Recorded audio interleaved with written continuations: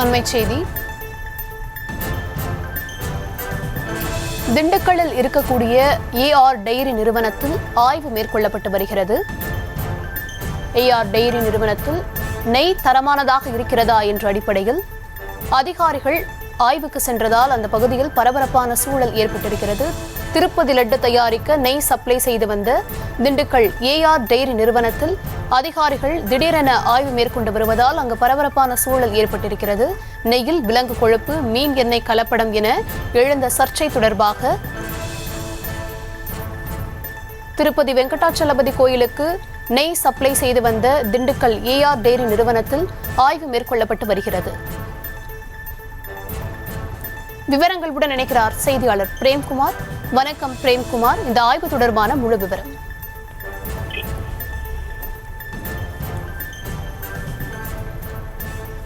Premkumar, AR dairy நிறுவனத்தில் ஆய்வு மேற்கொள்ளப்பட்டு வருகிறது. இந்த ஆய்வு குறித்தான முழு விவரங்களை வழங்கலாம்.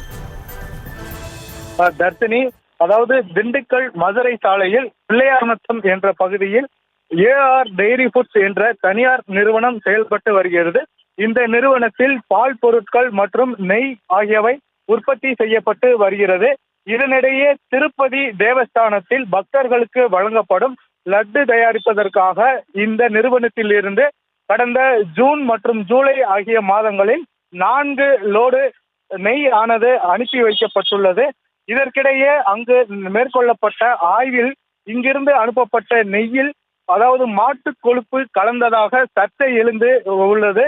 இதனிடையே இன்று திண்டுக்கல்லில் உள்ள ஏஆர் டெய்ரி ஃபுட்ஸ் நிறுவனம் தங்களது நிறுவனத்தில் இருந்து அனுப்பப்பட்ட நெய்யில் அவ்வாறு எந்த கலப்படமும் இல்லை, வேண்டுமானால் எந்த ஆய்வுக்கு அதிகாரிகள் உட்படுத்தினாலும் அனைத்தையும் சந்திக்க தயாராக இருக்கிறோம் என்றும் பத்திரிகையாளர் சந்திப்பு தெரிவித்திருந்தனர்.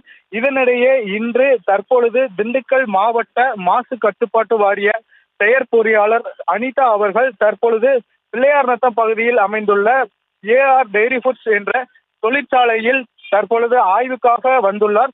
மேலும் அவர் அங்கிருந்து தொழிற்சாலையிலிருந்து வெளியேற்றப்படக்கூடிய கழிவு நீரை ஆய்வுக்கு எடுத்து செல்ல வந்துள்ளதாகவும், பின்னர் அந்த கழிவு நீர் ஆய்வுக்கு உட்படுத்தப்பட்டு அதன் விவரங்கள் சேகரிக்க வந்திருப்பதாக தெரிவித்துள்ளார். தர்ஷினி,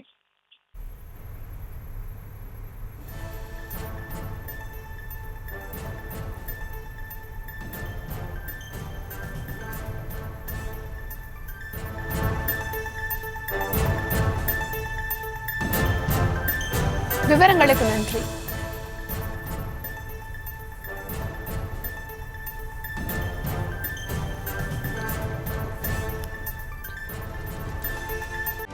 செய்திகளை உடனுக்குடனும் துல்லியமாகவும் தெரிந்து கொள்ள சப்ஸ்கிரைப் பண்ணுங்க.